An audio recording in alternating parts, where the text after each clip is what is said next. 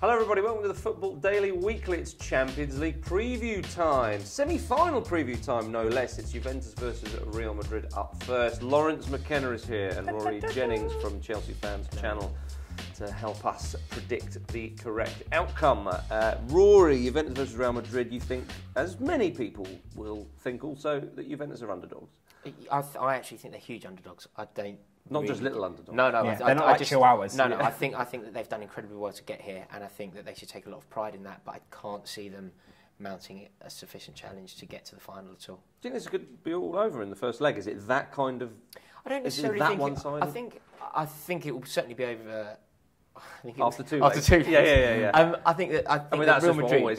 That's just contractual. Yeah, I think the Real Madrid is certainly going to win. Yeah. I think that Juventus will make a fight of it, but the first leg, it could be delicately poised. But I just think that Real Madrid are going to overpower them. They're such a strong team. They've got so much threat going forward, so much attacking pace and energy, and I just don't think that Juventus have it in them. Yeah, the first leg is in Turin, I believe. Yeah. Do you think that plays against Juventus, because you would imagine them to be on the counter, soak up the pressure, and if you're away in the first leg, that's usually quite natural if you defend.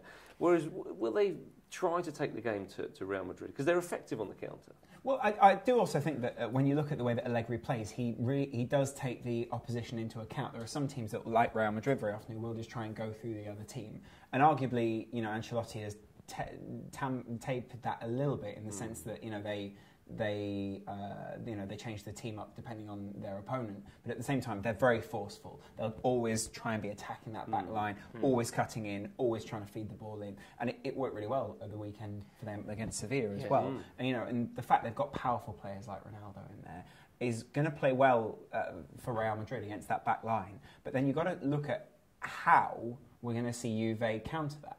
They'll probably play a back four because earlier in the season they played a three, but the back four seems to be working for them quite well now. But then it's who they sit in front of that. Do they choose to play Pirlo? Squawky Dave doesn't think they will because, like you two have both said before this, the game will probably pass him by. But because Luka Modric is out, does that mean that they can then control the midfield? So it's where they try and control it, and whether they try and use the likes of Tevez, who's in great form at the moment, to really get at their back line and effectively try and exploit the weaknesses that Real Madrid leave themselves open to. Yeah, I mean, if Juventus play, sometimes they've played Marchisio in that defensive role, and then you've got the energy of him, Vidal, Pogba, obviously, Lichtsteiner perhaps out wide as well. I mean, maybe Asamoah and then Tevez. They've got a lot of energy there. Absolutely. And they can catch better teams on the break. Lorente played on the weekend too. And Lorente gives you another option. Yeah, I think that but you for just Juve, think... I think that their objective will be to still be in it in the second leg. I mean, when Chelsea played Barcelona, it's very similar to this actually. Chelsea played Barcelona in 2012, and we felt like the underdog, and we played at home the first leg, and we fluked to 1-0. And that was enough in the end. And I think that Juventus will be going for a similar thing. I think they just really need to be in it, and if they can stop Real Madrid, or at least limit Real Madrid's away goals, they'll go into the second leg and perhaps a score draw will do them. And they have that in them. But I think that if they try and play any sort of expansive game, they're going to get battered. And it would be interesting to see what Real Madrid do. It looks like, as you say, they're without Modric.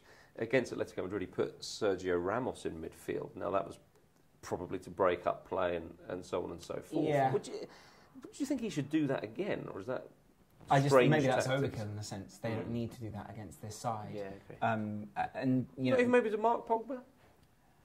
I mean, possibly, but then you'd say, what if Pogba gets between the gap between the two of those, or what if it plays into Juve's hands, the formation that they play? Will they just outnumber the likes of Sergio Ramos in there, and then it's not worth playing in there at all?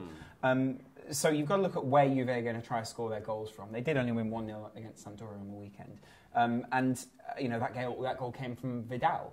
And so I'm wondering whether they're going to be looking for goals from midfield here. And, not try and outplay, but outthink, because that is what Juve are, a very thoughtful side. And Allegri is the coach himself, a very thoughtful side who, will try and outthink the brawn that essentially we characterise Real Madrid as at times. Let's have a score prediction, Rory. I think it will be 1-1 after the first leg. 1-1. Lawrence. That's interesting. Real Madrid, I think, will definitely score. You can't really see Real Madrid not scoring in a game.